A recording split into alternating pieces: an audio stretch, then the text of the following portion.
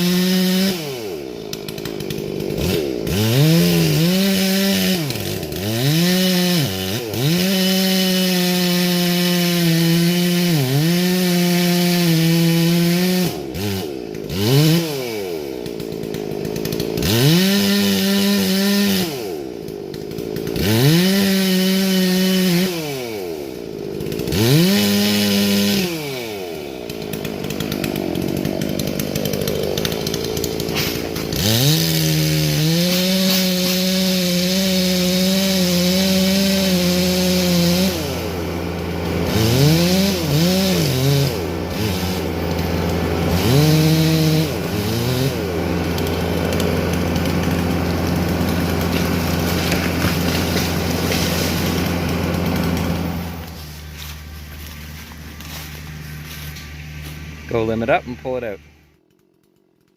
So I got the main tree limbed while my dad was off coming back with the tractor. And this tree here, you can see, was just a branch actually laying in the forest, and it was in the way of where the tractor needed to come in. But it was still good firewood, so we thought we'd buck that up too and take it as well.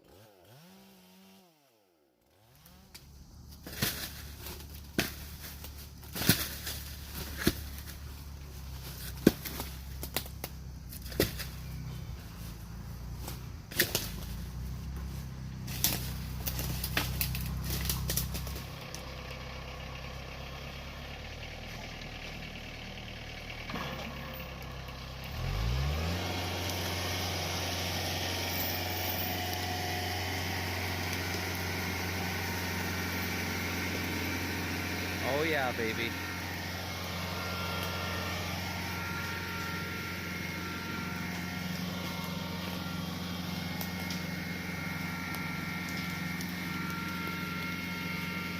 And he didn't think the tractor would do it.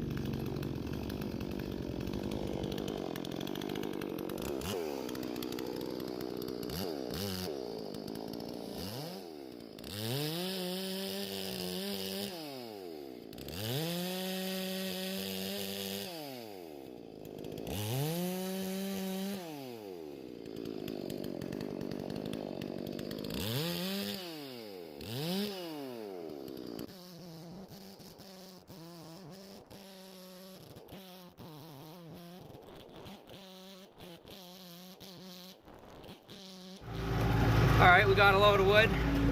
Now back to the wood pile and we'll split it all up. Also, got myself a hard hat with ear muffs and a eye protection and also some chaps, so probably a good thing. I'll talk about that later.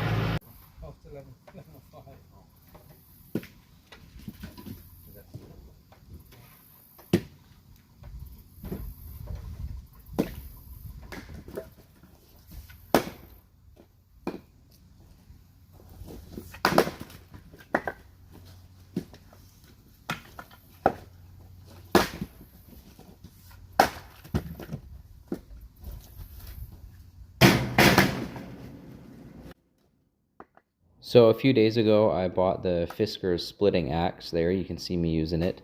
It's not the X27, but I think it's the exact same. Might be the older version of it. I'm not sure. It doesn't say X27 on it, but as far as I can tell, it's the same thing. Anyways, I think I'm really starting to like it. It's definitely a lot lighter than a maul. It swings almost as hard as a maul.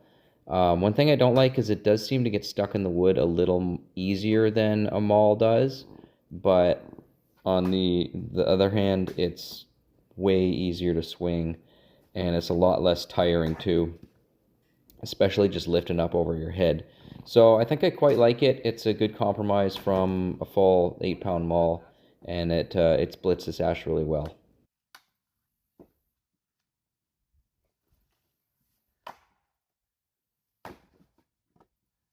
The other thing I like about it too is it's got a really sharp edge, and it seems to hold its edge pretty well. But the nice thing about a sharp edge is that when you get a stringy piece there, like you can see I'm picking up right there, it's still kind of attached. Oh, that one I pulled apart. Maybe it's the next one. But when you get a stringy part and it's still partially attached by some strings, the sharp edge really allows you to just cut through it with a little half swing, and that's pretty handy rather than having to blast it apart with a maul or pull it apart with your hands. So good and bad about the sharp edge. Like I said, it gets stuck in the wood easier because it penetrates really easy, like unlike a maul does. Like a maul just really forces that wood open and the axe drives into it more, but from the same respect, because of that sharp edge, it lets you cut those fibers easier. So yeah, compromises, I guess.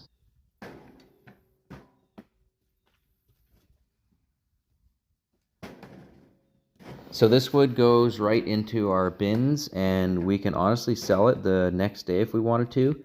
The nice thing about ash is it burns like almost green, and this ash has been, dead from the emerald ash borer now for, probably over 5 years now. So the beauty part about us and the fact that we're using ash from our forest is that we can make it basically on demand, buck it up, split it up, throw it in the bins, and sell it right then and there. So we don't really have a seasoning period where you have to let it sit for a year. The ash is already dry right out of the forest, and it burns beautifully. So that really saves us from having to plan a year ahead.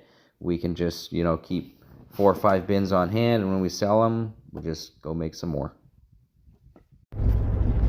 So I'm just on my way home from my dad's farm from doing firewood today, and I just wanted to touch base on the new helmet and chainsaw chaps. I decided I'd spring for some better safety equipment, because you could see on one of my last videos when I was taking that ash tree down, when I was cutting the face cut, a big splinter probably 6 inches long came out and hit me right in the face. And yeah, I was fine, it didn't hurt or it didn't get me in the eye or anything, but it could have got me in the eye. So I thought, yeah, it's probably a good idea to start wearing eye protection.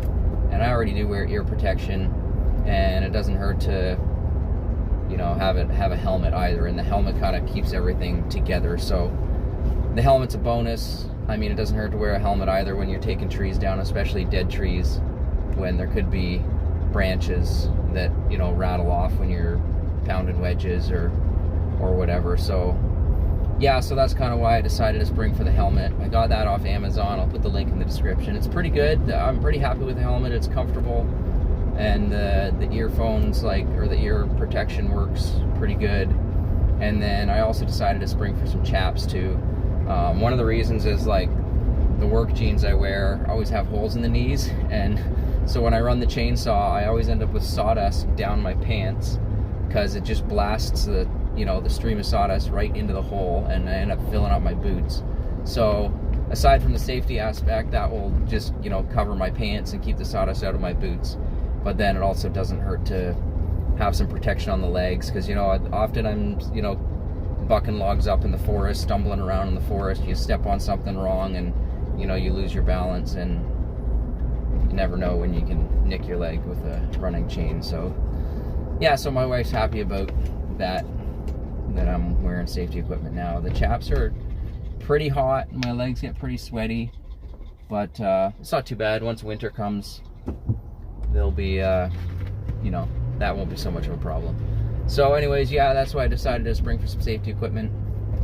And thanks for watching, and see you in the next video.